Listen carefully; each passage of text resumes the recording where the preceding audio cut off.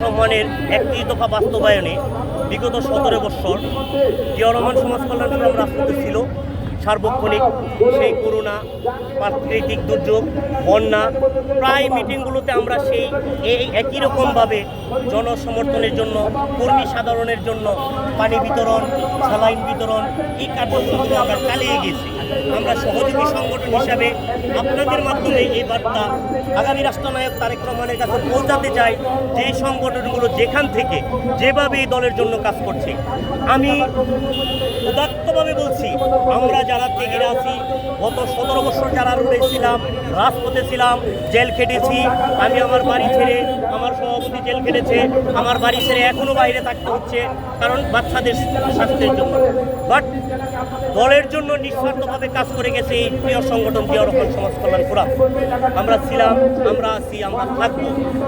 এই তারুণ্যের অহংকার, উদ্দীপ্ত তরুণদের উদ্বুদ্ধ করার জন্য তারেক রহমানের আহ্বানে আজকের এই নির্বাচনীয় রূপরেখের দাবিতে যেই প্রত্যাশা নিয়ে আমরা পল্টনে এসেছি, আশা করি আমাদের মান্যবর প্রধান, এই অন্তর্বর্তীকালীন প্রধান, বিশ্ববরণ্য নেতা, আমরা ওনার বিদ্রোহ করি না, ওনার বিরোধিতা করি না, ওনাকে সমর্থন করি, সহযোগিতা করতে চাই। সারা বাংলাদেশ সহযোগী সংগঠন, অঙ্গ সংগঠন, বিএনপি এবং আমাদের সাথে যারা জুটে আছে সবাই। কিন্তু আমরা চাই উন্নয়ন, পাশাপাশি সংস্কার, উন্নয়নমূলক বিচার, সংস্কারমূলক বিচার। যে বিচারে ফ্যাসিস্টরা বাংলাদেশে অন্যায় করে গেছে তার রূপান্তরিত বিচার আমরা দেখতে চাই। সে বিচার দেখতে চাই। জনগণের উপরে তারা যে নিষ্পেষিত নিষ্পাস চালিয়েছে, সেই বিচারের আমরা রুটম্যাপ দেখতে চাই। রাজনৈতিকভাবে নির্বাচনী রূপম্যাপ দেখতে চাই। আমরা চাই না দীর্ঘদিনের সে কোনো অরাজনৈতিক অনির্বাচিত সরকার থাকুক। ওনার প্রতি আমাদের শ্রদ্ধা আছে, থাকবে, সমর্থনও থাকবে। বাট উন্নয়নের স্বার্থে, দেশের স্বার্থে, আমাদের অস্তিত্বের স্বার্থে আওয়ামী লীগ ফ্যাসিস্টকে লড়াই করার জন্য এখনও দেশের রন্ধে রন্ধে প্রশাসনে সব জায়গায় আওয়ামী লীগ বিস্তৃত। আওয়ামী লীগ এখনও আমাদেরকে হামলা করছে, এখনও আমাদেরকে তারা নির্যাতন করছে।